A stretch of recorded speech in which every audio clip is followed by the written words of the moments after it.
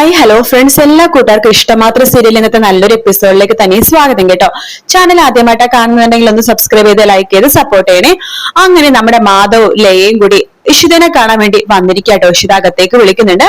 ലയ പറയുന്നുണ്ട്, എല്ലാത്തിനും കാരണക്കാരി ഞാനാണ്. ഇഷിതനെ ഒരുപാട് ഞാൻ നോപ്പിച്ചിട്ടുണ്ട്. അതിനൊക്കെ കാരണം മനസ്സിനിമ്മയുടെ കയ്യിലെ കളിപ്പാവിയായിരുന്നു ഞാൻ. അതുകൊണ്ട് അങ്ങനെയൊക്കെ സംഭവിച്ചത്. ഇഷിത പറയുന്നുണ്ട്, എനിക്ക് ലയെടുത്ത് ഒരു ദേഷ്യമോ ഒന്നുമില്ല. എന്നെക്കാൾ മുമ്പ് ലയ ഗർഭിണിയായി കാണണമെന്ന് ഞാൻ ആഗ്രഹിച്ച്. അതിനെ കാരണം എന്താണെന്നറിയാവോ? ലയ എനിക്ക് മേലെ ചാർത്തുന്ന പട്ടം അങ്ങനത്തെ ആയിരുന്നല്ലോ. എന്തായാലും നല്ലത് മാത്രമേ വരുള്ളൂ. ഇനി എനിക്ക് മാധവിനോടാണ് പറയാനുള്ളത്. മാധവ് കുടിച്ചു നശിക്കാൻ വേണ്ടി ശ്രമിച്ചു, കുടിച്ചു നശിക്കുകയും ചെയ്തു. ആ സമയത്ത് എന്റെ പേര് എന്തിനാ മാധവ് അതിന്റെ ഇടയിലേക്ക് കൊണ്ട് ഇട്ടത്?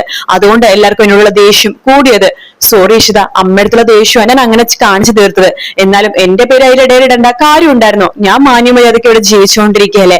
അതിനിടയിൽ എന്റെ കുടുംബം കൂടി തകർക്കാൻ വേണ്ടി എന്തിനാ എന്റെ പേരും കൂടി ഇട്ടത്? ലയേനെ പോലത്തെ ഒരു പെണ്ണിനെ വേദനിപ്പിച്ചിട്ട് മാധവ് എന്നെയും കൂടി ദ്രോഹിക്കാൻ വേണ്ടി ശ്രമിക്കായിരുന്നു.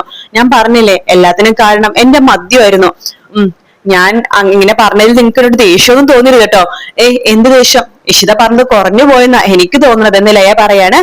അല്ല, നിങ്ങൾ വീട് വരെ വാടകയ്ക്ക് എടുത്ത് മാറാൻ പോണെന്നൊക്കെ അശ്വതേച്ചി പറഞ്ഞല്ലോ എന്ന് ഇഷിത പറയുമ്പോഴേക്കും ലയ പറയുന്നുണ്ട്, അതെ, ഇനി ആ നശിച്ച വീട്ടിൽ ഞങ്ങളില്ല. മാറി താമസിക്കാൻ വേണ്ടി തന്നെ തീരുമാനിച്ചു. മാധവ് ഡി അഡിക്ഷൻ സെന്ററിലുള്ള സമയത്ത് ഞാനൊരു വീട് പോയി നോക്കിയായിരുന്നു. എനിക്ക് മാധവിന് അത് ഇഷ്ടമായി. അവിടേക്ക് മാറാൻ വേണ്ടി പോവാ. എല്ലാം നല്ലതിന് വരട്ടെ. ഹൗ സമാധാനായി. ഇഷിതടുത്ത് വന്ന് സംസാരിച്ചപ്പോ മനസ്സിൽ അവസാനം ഉണ്ടായിരുന്ന ആ കറ കൂടി ഇളകിപ്പോയ പോലെ. എന്നാ ഞങ്ങൾ ഇറങ്ങിക്കോട്ടെ. അയ്യോ, നിങ്ങൾക്കൊരു ചായ തരാൻ പോലും പറ്റില്ലല്ലോ, അമ്മ ഇവിടെ ഇല്ല എന്ന് പറയുമ്പോഴേക്കും അയ്യോ അതൊന്നും കുഴപ്പമില്ല, ഇഷിതനെ കണ്ട് സംസാരിക്കാൻ പറ്റില്ല, അത് തന്നെ വലിയ കാര്യം എന്ന് പറഞ്ഞിട്ട് നമ്മുടെ മാധവും ലയയും കൂടി അവിടെ നിന്ന് പോകാട്ടോ. ഇഷിതക്ക് ഭയങ്കര സന്തോഷമാവാണ്. ഇഷിത അകത്തേക്ക് കയറുന്നുണ്ട്. റൂമിലേക്ക് കേട്ട് ആലോചിക്കുകയാണ്, മാധവിനോട് പറഞ്ഞത് കുറച്ച് കൂടിപ്പോയോ? കൂടിയെങ്കിലും കുഴപ്പമൊന്നുമില്ല. മാധവിന് നല്ല രീതി തന്നെ കുറ്റബോധം ഉണ്ടാവണം, എങ്കിൽ മാത്രമേ ലയേന അവൻ സ്നേഹിക്കുള്ളൂ എന്ന് വിചാരിച്ചിട്ട് നമ്മുടെ ഇഷിത ചിരിച്ചുകൊണ്ട് അവിടെ ഇരിക്കാട്ടോ. അവിടേക്ക് നമ്മുടെ മഹേഷ് വരുന്നുണ്ട്. അല്ല, തനിക്കിത് ഭയങ്കര സന്തോഷത്തിലാണല്ലോ. അതെ, ഞാനിന്ന് ഭയങ്കര സന്തോഷത്തിലാ. ഈ സന്തോഷത്തിനെക്കാണ് തനിക്ക് പ്രിയപ്പെട്ട ആരോ തന്നെ കാണാമെന്നും തോന്നണല്ലോ. അങ്ങനെ വേണമെങ്കിൽ പറയാം എന്ന് ഇഷിത പറയാണ്. ഓ, അങ്ങനെ പ്രിയപ്പെട്ടതെന്ന് പറയുമ്പോഴേക്കും തന്റെ പഴയ കാമുകൻ തന്നെ കാണാമെന്ന് തോന്നുന്നല്ലോ. അതാണ് മുഖത്ത് ഇത്ര തെളിച്ചം. അങ്ങനെയുള്ളപ്പോഴാണ് ഇത്ര തെളിച്ചം വന്നത്. ഞാൻ പിടിച്ച് കുത്തും കേട്ടോ, അനാവശ്യം പറയരുത്. മാധവ് തന്നെയാ കാണാൻ വന്നത്, കൂടെ ലയ ഉണ്ടായിരുന്നു. ഓ, അപ്പൊ ഞാൻ പറഞ്ഞ സത്യം തന്നെയാണ്. മഹേഷ് എന്താ ഇങ്ങനെയൊക്കെ പറയണത് എന്ന് പറയുമ്പോഴേക്കും എടോ ഞാൻ ചുമ്മാ പറഞ്ഞതാടോ. ഓ, അപ്പൊ എനിക്ക് മനസ്സിലായി, മഹേഷ് മാധവനെ ലയനെയും കണ്ടു അല്ലേ? ഞാൻ അവരെ കണ്ടു. അവർ കാറിൽ കയറുമായിരുന്നു, എന്നെ അവര് കണ്ടില്ല. ഞാൻ വെച്ച് നീ മാഷിന്റെ വീട്ടിലേക്ക് അങ്ങനെ വന്നതായിരിക്കുമെന്ന്. ഇവിടേക്ക് വന്നതാണ് ലയ എന്നോട് സോറി പറയാൻ വേണ്ടി. അവൾ എന്നോട് സോറി പറയുന്നു ഒരിക്കലും ഞാൻ വിചാരിച്ചില്ല. അവൾക്ക് രണ്ടൊക്കെ ഇപ്പൊ നല്ല മാറ്റമുണ്ട്. വേറെ വീടെടുത്ത് മാറി താമസിക്കാൻ വേണ്ടി പോവാ. നമ്മൾ കഴിഞ്ഞ ദിവസം മാധവിന്റെ റോട്ടിൽ കണ്ടപ്പോ വീട്ടിൽ കൊണ്ടാക്കി ഡി അഡിക്ഷൻ സെന്ററിൽ കൊണ്ട് ആക്കാൻ പറഞ്ഞില്ലേ? ലയെ അതുപോലെ തന്നെ അശ്വതേച്ചും കൂടി ഡി അഡിക്ഷൻ സെന്ററിൽ കൊണ്ട് ആക്കി. അതാ മാധവിന് ഇത്ര മാറ്റം. അയാള് കുടിച്ചു നടന്നതിൽ ഒരിക്കലും കുറ്റം പറയാൻ പറ്റില്ലടോ. അയാളുടെ സ്ഥാനത്ത് ഞാനാണെങ്കിൽ ഇതിനേക്കാൾ അപ്പുറമായിരിക്കും ഞാൻ ചെയ്യുന്നുണ്ടാവുക. കാരണം തന്നെ പോലത്തെ ഒരു പെണ്ണ് നഷ്ടപ്പെടുത്തി എന്ന് പറയുമ്പോ അത് വല്ലാത്തൊരു വിഷമം തന്നെയായിരിക്കും എന്ന് പറയാണ്. പക്ഷെ ഞാൻ മാധവനൊരു കുത്തു കൊടുത്തിട്ടാ വിട്ടത്. നല്ല രീതിയിൽ തന്നെ രണ്ട് വർത്താനം ഞാൻ പറഞ്ഞിട്ടുണ്ട്. കുത്തു കൊടുക്കാൻ താൻ നല്ല കേമത്തിയാണല്ലോ കുത്തുവാക്കുകളൊക്കെ പറയാനേ. മഹേഷ് എന്താ ഉദ്ദേശിച്ചത്? ഞാൻ മഹേഷിനെ എപ്പോഴാ കുത്തിയത്? അല്ല, ഞാൻ ഉദ്ദേശിച്ചത് അങ്ങനെയല്ലടോ. താൻ കുഞ്ഞുങ്ങളെ കുത്തു കൊടുക്കണത് അവരുടെ നല്ലതിന് വേണ്ടിയിട്ടല്ലേ ഇഞ്ചക്ഷൻ ഒക്കെ ചെയ്യുന്നത്? അപ്പോഴല്ലേ അവരുടെ അസുഖം മാറുള്ളൂ. അതാ ഞാൻ ഉദ്ദേശിച്ചത്. കള്ളൻ അതൊന്നല്ല ഉദ്ദേശിച്ചെന്ന് എനിക്ക് അറിയാം. ഇഷിതനെ വേഗം ചേർത്ത് പിടിക്കണം മഹേഷ്. എടോ, തന്നെ പ്രഭുദേവ മാഷെ മനഃപൂർവ്വം തനിക്ക് ആ പേര് ഇഷിത എന്ന് പറഞ്ഞിട്ടത്. ഇഷിതയുടെ പേരിന്റെ അർത്ഥം എന്താണെന്നറിയാവോ? എല്ലാരും കൂട്ടി യോജിപ്പിക്കുന്നവൾ. അതേടോ, സ്നേഹം മാത്രമുള്ളവൾ, അതാണ് ഇഷിത. ഇഷിതയുടെ പേരിന്റെ അർത്ഥം പോലെ തന്നെയാണോ താനും. താനെന്റെ മഹാഭാഗ്യമാണ് എന്ന് പറഞ്ഞിട്ട് ഇഷിതനെ ചേർത്ത് പിടിച്ചു നിൽക്കുകയാണ് നമ്മുടെ മഹേഷ് കേട്ടോ. ഇഷിതക്കും അത് വല്ലാത്ത സമാധാനാവുന്നുണ്ട്. പിന്നീട് കാണിക്കണ മനസ്സിനെയാണ്. മനസ്സിലാകെ തുറുപുറത്തോണ്ടിരിക്കുകയാണ്. അയ്യോ, എന്റെ മോൻ പോയല്ലോ എന്നൊക്കെയുള്ള വിഷമത്തിൽ ആകെ വിഷമിച്ചിരിക്കുന്ന സമയത്ത് അവിടേക്ക് അശ്വിത വരുന്നുണ്ട്. അശ്വിത പറയുന്നുണ്ട്, അമ്മ ഇങ്ങനെ വിഷമിച്ചിരിക്കണ എന്തിനാണ്? അവരുടെ അടുത്ത് തീരുമാനമല്ലേ മാറി താമസിക്കണമെന്ന്. നീ മിണ്ടാതിരടി. എന്റെ രണ്ട് മക്കളും ഈ വീട്ടിലുണ്ടാവണമെന്ന് ഞാൻ ആഗ്രഹിച്ചത്. എനിക്കറിയാടി, ഇതിനെല്ലാത്തിനും കാരണക്കാരി നീയാണ്. നീ ഓരോന്ന് പറട്ടെ, അവരുടെ പറഞ്ഞയച്ചതല്ലേ. അത് ഞാൻ ഇതിനവര് പറഞ്ഞയക്കുന്നത് എന്ന് അശ്വിത ചോദിക്കുമ്പോ മനസ്സിന് പറയണ്ട, അങ്ങനെ പറഞ്ഞയച്ചാലേ നിനക്ക് ഈ വീടും സ്ഥലവും ഒക്കെ നിനക്ക് കിട്ടുള്ളൂ, നിനക്കും നിന്റെ ഭർത്താവിനും കിട്ടുള്ളൂ. അതിനുവേണ്ടി നീ ചെയ്തതല്ലേ? കൊള്ളാം, നല്ല കഥ. അമ്മ ഈ കഥയാണ് നാട്ടുകാർക്കും ബന്ധുക്കൾക്കൊക്കെ പറയാൻ പോണത്. അവരിപ്പൊ വിശ്വസിച്ചത് തന്നെ. നിങ്ങളുടെ സ്വഭാവം ഏറെക്കുറെ എല്ലാവർക്കും അറിയാം. ഈ കഥ ആരും വിശ്വസിക്കാൻ പോകുന്നില്ല. മര്യാദക്കില്ലെങ്കിലേ ഞാനേ നിങ്ങളെ പിടിച്ച് വല്ല വൃദ്ധസദനത്തെയും കൊണ്ടാക്കും. നീ എന്ത് പറഞ്ഞടി? അതെ, ഞാൻ പറഞ്ഞത് സത്യം തന്നെയാണ്. ഇവിടുന്ന് ആരെയും പറഞ്ഞയക്കേണ്ട ആവശ്യമില്ല കേട്ടല്ലോ. പിന്നെ ഞാനേ ഈ വീട് ശരിക്കും നിങ്ങളുടെ അല്ലല്ലോ, മഹേശ്വരേട്ടന്റെ അച്ഛന്റെ പേരിലുള്ള വീടല്ലേ. അപ്പൊ അങ്ങനെ നോക്കുകയാണെങ്കിൽ മക്കളുടെ ആരുടെങ്കിലും ഒരാളുടെ പേരിലാണ് ഈ വീട് ആവാ. അപ്പൊ ശരിക്കും മഹേശ്വരന് ഏട്ടന് അവകാശപ്പെട്ട വീടായത്. അത് വെച്ചാൽ എനിക്കും എന്റെ ഭർത്താവിനും കുഞ്ഞിനും അവകാശപ്പെട്ട വീട്. നിങ്ങളിവിടെ അധികം വിളച്ചെടുത്താലും നിങ്ങളെ കൊണ്ട് വൃദ്ധസദനത്തിന്റെ ആക്കുമെന്ന് പറഞ്ഞ സത്യം തന്നെയാണ്. എല്ലാത്തിനും കാണും നീ ഇങ്ങനെയൊക്കെ സംസാരിക്കുന്നതാണ്. നിന്റെ അനിയത്തിയായിരിക്കും ഇതൊക്കെ നിനക്ക് പറഞ്ഞു വിടണത്. ഇടി അവൾക്ക് ഇപ്പൊ ഗർഭകാലം തികക്കില്ലടി അവള്. നിങ്ങൾ എന്താ പറഞ്ഞത്?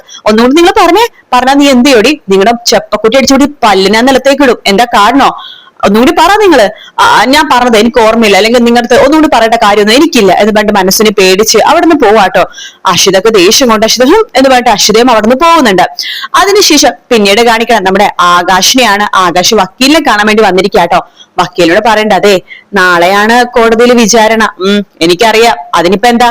അല്ല വക്കീല് ഈ കേസ് തോറ്റു തരണം. നിങ്ങക്ക് കാണൂല്ല ഇങ്ങനെ പറയാനായിട്ട്, ഒരു വക്കീലോട് തോറ്റു തരണമെന്ന് പറയാനായിട്ട്. അല്ല നമ്മൾ നേരത്തെ സംസാരിച്ചായിരുന്നു. എന്റെ വക്കീല് ആ പയ്യൻ ഡാഡിയുടെ കൂടെ പോയാൽ മതിന്നേ പറയുള്ളൂ. അപ്പൊ എന്തായാലും ഈ കേസ് തോൽക്കും. പിന്നെ വക്കീലിന് എന്താ ചെയ്ത? അതെ അമ്മയുടെ മാനസികാവസ്ഥ നിങ്ങൾ എന്താ കണക്കിലെടുക്കാത്തത്? ഞാന് രജനിയുടെ മാനസികാവസ്ഥ വെച്ച് പറയും. അതുകൊണ്ട് അച്ഛനെ മാത്രം വിട്ടുകൊടുക്കില്ല കോടതി ഒരിക്കലും, അതെനിക്ക് ഉറപ്പുണ്ട്. അതെ വക്കീലൊന്ന് തോറ്റുതാ. അതിനെ നിങ്ങളുടെ 50,000 കൊണ്ടൊന്നും പറ്റത്തില്ല. എങ്കിൽ അങ്ങനെ പറഞ്ഞാ മതിയില്ലേ? പൈസ വേണോ അല്ലെ? ഞാനേ ഒരു തുക അങ്ങോട്ടേക്ക് ഇടാം, ആ തുക ഇങ്ങോട്ടേക്ക് തരണോ എനിക്ക്, എങ്കിൽ മാത്രമേ ഞാൻ കേസ് തോറ്റു തരുള്ളൂ, അല്ലെങ്കിൽ ഞാൻ കേസ് തോറ്റു തരത്തില്ല എന്ന് വക്കീല് പറയാണ്. ശരി ആയിക്കോട്ടെ, വക്കീൽ എത്രയാച്ച പറഞ്ഞാൽ മതി എന്ന് പറഞ്ഞിട്ട് ആകാശ് അവിടെ നിന്ന് ഇറങ്ങാണ്. പുറത്തിറങ്ങിയ ആകാശ് മനസ്സിൽ വിചാരിക്കാണ്, പണ്ടാരം പിടിക്കാണ്ട് അവൾ എത്ര ലക്ഷണമോ പറയാൻ പോണത്, എത്രയെങ്കിലും കൊടുത്തു തീർക്കാം. ആ ചെക്കൻ ആ വീട്ടിൽ കയറണം എന്നുള്ളത് എന്റെ ആവശ്യമാണല്ലോ എന്ന് പറഞ്ഞിട്ട് ആകാശ് അവിടെ നിന്ന് പോവാണ്. പിന്നെ കാണിക്കുന്ന മഹേഷിനെയാണ്. മഹേഷ് കോടതിയിൽ പോകാൻ വേണ്ടി റെഡി ആയിട്ട് ഇറങ്ങുമ്പോ ഇഷിത പറയണ്ടേ എനിക്കും വരണോന്നുണ്ടായിരുന്നു. എടോ ഇന്ന് വിചാരണ മാത്രമേ ഉള്ളൂ, നാളെയല്ലേ കോടതിക്ക് നമുക്ക് കേസ് ഇത് പറയുള്ളൂ, അപ്പൊ താൻ വന്നാ മതി. അപ്പൊ ചിപ്പി ചോദിക്കണ്ടേ, ഡാഡി ഇന്ന് ആദ്യേട്ടൻ ഡാഡിയുടെ കൂടെ വരോ? അറിയില്ല മോളെ, ഇന്ന് വിചാരണ കഴിഞ്ഞിട്ട് കോടതി തീരുമാനിക്കും എന്ത് വേണോന്ന്.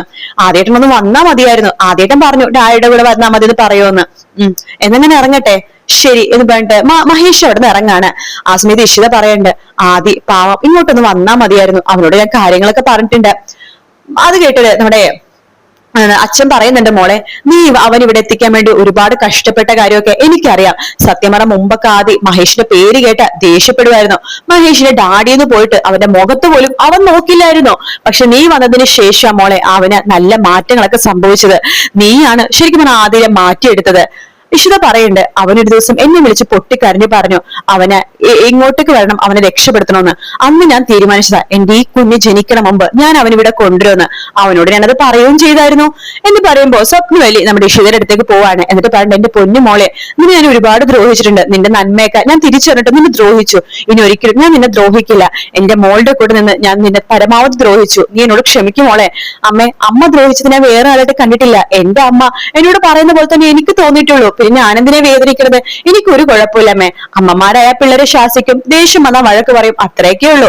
അതുപോലെ തന്നെയാ ഞാൻ ഈ കുടുംബത്തിലെ അംഗമല്ലേ അമ്മേ എന്ന് പറഞ്ഞിട്ട് ഇഷിത അവിടെ നിന്ന് പോകുവാട്ടോ. അത് കേൾക്കുമ്പോഴേക്കും മാഷല്ല നമ്മുടെ രാമനാഥൻ സ്വപ്നയുടെ അടുത്ത് പറയുന്നുണ്ട്, കണ്ടില്ലേ സ്വപ്നം, മാഷിന്റെ മോളുടെ ഒരു നന്മ നമ്മുടെ ഭാഗ്യമാണ് ഈ മരുമോൾ. ഒരു മരുമോൾ നമ്മളെ ചതിച്ചു ഇവിടുന്ന് പോയി, അപ്പൊ നമുക്ക് ദേവതയെ പോലെ മാലാഖയെ പോലത്തെ ഒരു മരുമകള് ദൈവം തന്നു എന്നൊക്കെ പറഞ്ഞ അവര് സന്തോഷത്തോടെ നിൽക്കുന്ന ഭാഗത്തോടെയാണ് ഇന്നത്തെ എപ്പിസോഡ് തീരുന്നത്. നാളത്തെ പ്രൊമോയില് നമ്മുടെ രചന ആദ്യം കൂട്ടിക്കൊണ്ട് വരുന്നുണ്ട്. എന്റെ ആദ്യം അടുത്ത് പറയുന്നുണ്ട്, മോനെ ദേ മമ്മിയുടെ കൂടെ നിൽക്കണമെന്ന് പറയണം കേട്ടോ, മമ്മിയുടെ കൂടെ തന്നെ നിൽക്കണേ മോൻ, അത് മമ്മി തീരുമാനിച്ചാൽ മതിയോ? ഞാൻ പറയും മമ്മി മര്യാദക്കാണെങ്കിൽ ഡാഡിയുടെ കൂടെ മര്യാദക്ക് ജീവിക്കായിരുന്നല്ലോ എന്നൊക്കെ പറഞ്ഞിട്ട് രചനക്ക് തക്ക മറുപടി കൊടുക്കുന്നുണ്ട്. ശേഷം വക്കീലും ആകാശൊക്കെ ചേർന്നിട്ട് നമ്മുടെ കോടതിയിലേക്ക് കയറുന്നുണ്ട്. ആദി മഹേഷിന്റെ കൂടെ കോടതിയിലേക്ക് കയറുന്നുണ്ട്. അപ്പൊ ഈ ഒരു ഭാഗമാണ് പ്രൊമോയിൽ കാണിച്ചത്. അപ്പൊ വീഡിയോ ഇഷ്ടപ്പെടുകയാണെന്നുണ്ടെങ്കിൽ ലൈക്ക് ചെയ്യാനും സബ്സ്ക്രൈബ് ചെയ്യാനും കമന്റ് ചെയ്യാനും മറക്കല്ലേ. മറ്റൊരു വീഡിയോ ആയിട്ട് കാണാം. Take care, bye bye.